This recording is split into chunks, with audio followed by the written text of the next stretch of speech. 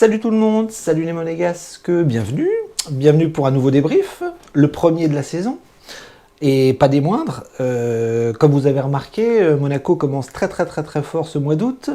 Monaco n'a pas encore repris la Ligue 1, mais Monaco a repris la Ligue des Champions. Et oui, on le savait, l'année dernière, Manchester United n'avait pas pu éliminer Villarreal, et on s'est donc retrouvé 3e de Ligue 1 à jouer les tours préliminaires pour une qualification en Ligue des Champions. Et nous y voilà. Et on commençait donc avec le Sparta Prague. Le Sparta Prague qui était tombé donc au tirage au sort. Et globalement, les supporters étaient plutôt contents, les journalistes aussi. Globalement, on pensait que Monaco était favori dans cette rencontre. Mais tout le monde sait très bien qu'il n'y a pas vraiment de favori dans ce genre de match parce que tout le monde n'est pas au même niveau au niveau de la préparation. Tout le monde n'est pas au même niveau au niveau des joueurs et leur état de forme. Et on n'est jamais à l'abri d'une mauvaise surprise. On sait que les clubs français sont souvent abonnés aux défaites et aux éliminations précoces. Et donc nous, Monaco, on avait un statut à garder, un statut à faire valoir. Et on sait que Monaco et l'Europe, c'est une grande histoire d'amour. Et on ne devait pas se rater pour ce premier match de qualification, qui était donc à Prague.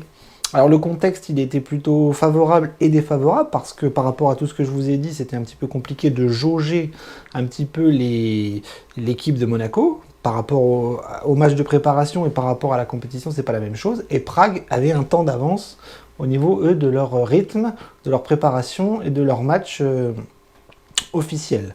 Donc nous, on ne savait pas trop où on allait. On avait un groupe qui était quand même plus ou moins au complet. Il y a le mercato, donc il y a des joueurs qui sont pas encore là, des joueurs qui sont pas encore officialisés. Il y a des stars qui sont arrivés tard à Monaco, comme Voland, Ben Yedder et Golovin. Donc vous voyez, on avait un groupe qui était plutôt correct, mais qui n'était pas encore tout à fait au complet et pas tout à fait prêt au niveau du rythme.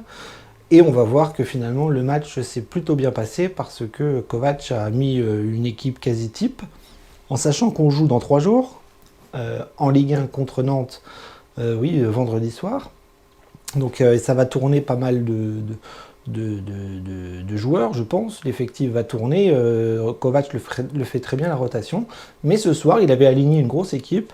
Et on avait bien sûr l'absence de Jean Lucas qui était arrivé trop tard, et Boadou qui lui n'est pas encore officiel, malgré toutes les photos qu'on peut voir sur les réseaux. Donc bref, un bon groupe, une équipe type, et donc on va analyser un petit peu le match, parce qu'on va voir que finalement ça s'est plutôt bien passé. Alors on va analyser un petit peu le match. Donc je vous ai dit que le groupe était plutôt correct, avec quand même pas mal d'absents par rapport au mercato et pas des moindres. Et donc l'équipe type était plutôt correcte, puisque Kovac avait rebâti un petit peu le même concept que l'année dernière.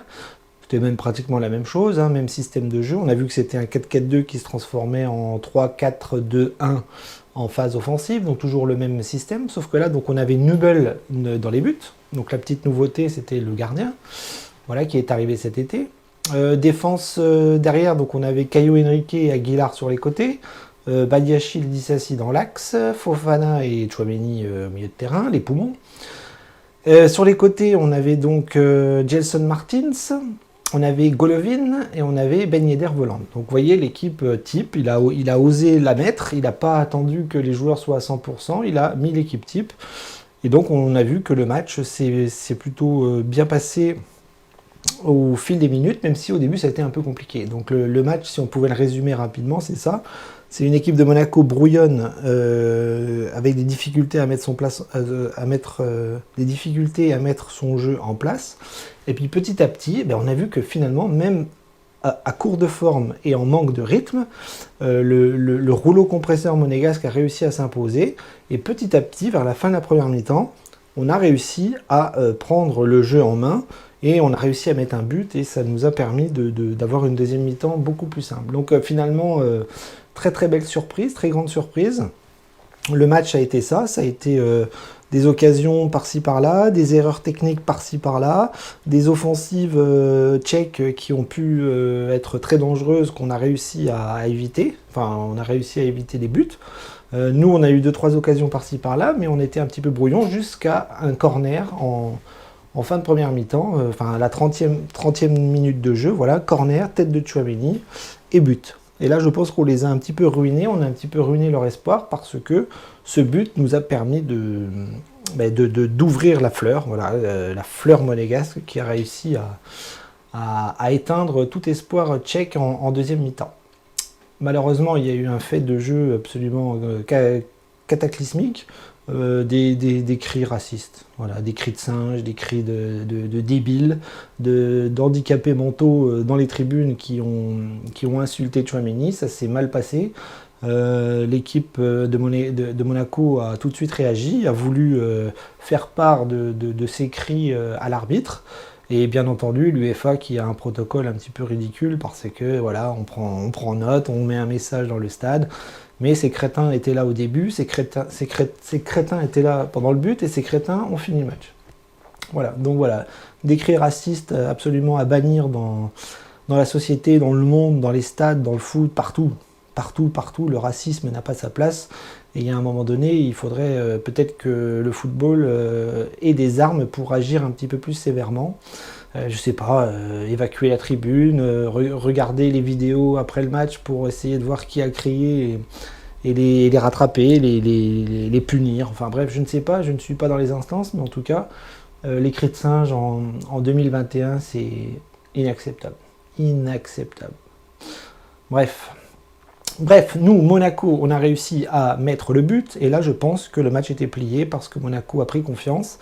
On n'était pas parfait, on était brouillon, mais en deuxième mi-temps, on a déroulé. Franchement, on a déroulé, on a été bon, on a été costaud, on a retrouvé le pressing monégasque, la philosophie de Kovac, et on a appuyé, on a fait des changements comme il fallait pour faire souffler les fatigués, et on aura même réussi à mettre un deuxième but sur un petit cafouillage dans la surface qui revient dans les pieds de Volante, qui met un très très très beau but. Voilà, il la met au fond, il assure quasiment la qualification, je le pense, et le match retour sera beaucoup plus simple pour nous. Donc, au final, match parfait. Alors, analyser les joueurs, ça va être... Enfin, analyser les performances des joueurs, ça va être un petit peu compliqué parce qu'on voit que tout le monde n'est pas encore au top. C'est le moins qu'on puisse dire. Les joueurs commencent à peine la compétition. Il y a encore une marge de progression énorme. Les recrues ne sont pas là. Mais bon, le système de jeu, on ne va pas y revenir parce que c'est le même que l'année dernière et ça fonctionne très très bien. Et on a revu quand même des qualités, voilà, de certains joueurs qui ont réussi à assurer, à mettre en place leur niveau technique, le niveau tactique, même au niveau physique, même si c'était difficile, on a vu quand même qu'on a réussi à les étouffer, que Monaco a réussi à faire son pressing. Et on va analyser un petit peu les joueurs rapidement parce que j'aimerais pas qu'on rentre trop dans le détail et qu'on juge trop vite par rapport à des performances qui sont en adéquation avec le rythme et le niveau physique du moment. C'est vraiment trop tôt pour juger de chacun. Nubel, très bien, il a été plutôt tranquille, on a vu ses qualités balle au pied, très, très, très serein quand il avait le ballon, il n'a vraiment pas eu grand chose à faire, il a peut-être fait une ou deux erreurs de relance, mais globalement les dégagements étaient bons, il a fait un arrêt propre, globalement voilà, lui aussi il va monter en puissance, je pense que c'est le titulaire, hein, malheureusement pour le compte qui va payer un petit peu ses années en deçà, et enfin, mi-figue, mi-raisin, on va dire. Mais Nubel, voilà, très très bien, premier match, il n'a pas pris de but, il a pas eu de gros arrêts à faire, mais il a été tranquille. Derrière, on a vu que Badiachil, ça a été bien compliqué, il a raté toutes ses relances. Alors lui, pour le coup, il n'est encore pas prêt techniquement. Je pense qu'il va vite falloir qu'il se mette dedans, parce que face à des équipes plus compliquées, ça peut être assez difficile pour lui, des relances assez catastrophiques. Mais bon, il a été présent physiquement, dans le jeu, dans le contact, dans la récupération. Il a pris un carton, je crois. Enfin, il y a quelques joueurs qui ont pris des cartons jaunes un peu bêtement, mais bon, quand Kovac vous demande de faire du pressing et d'être agressif, souvent, voilà, ce qui arrive, vous faites des fautes bêtes et vous prenez des cartons.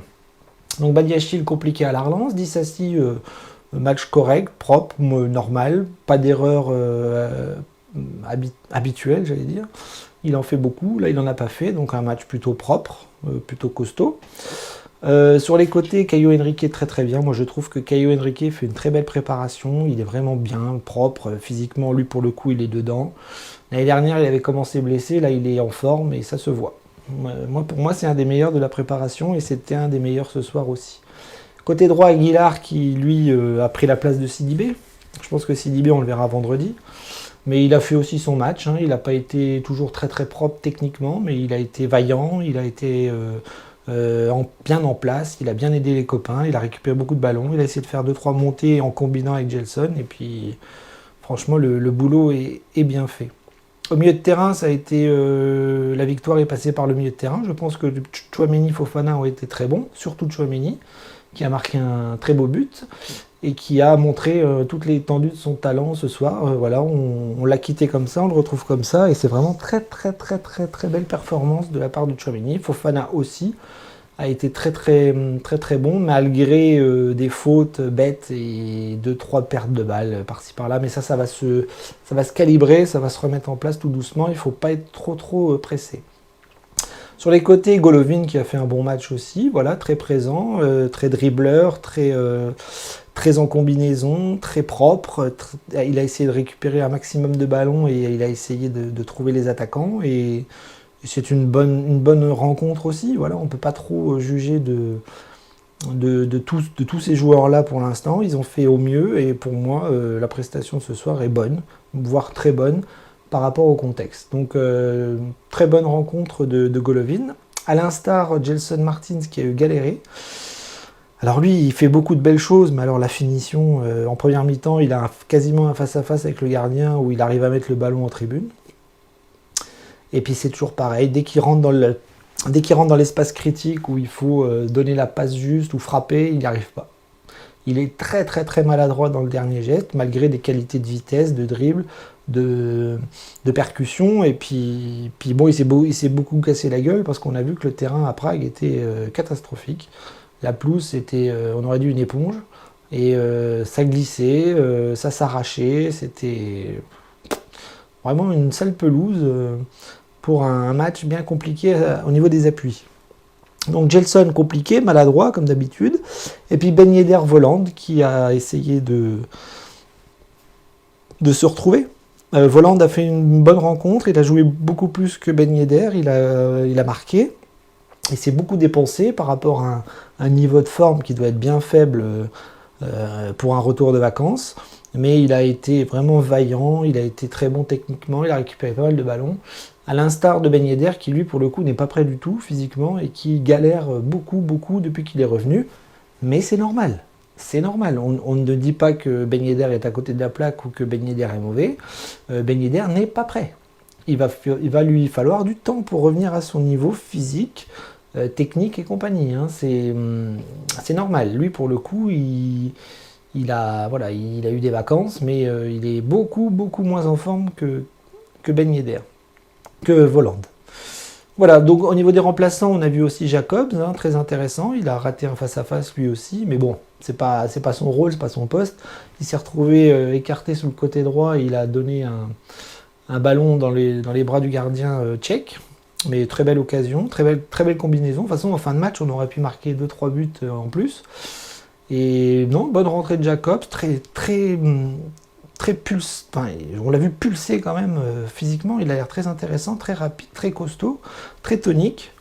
Et c'est très intéressant de voir en plus sa polyvalence sur le côté gauche où il peut être devant, au milieu ou derrière. On a vu qui Moussaba qui est rentré, qui a eu un face-à-face, qui lui aussi l'a mis au-dessus. Je ne sais pas si on va le garder pendant le mercato, mais Moussaba, j'ai un petit peu de mal. Qui est rentré Fabregas, voilà, qui est rentré pour calmer un petit peu tout ça. Il a joué assez haut. Qui est rentré d'autres, je ne sais plus.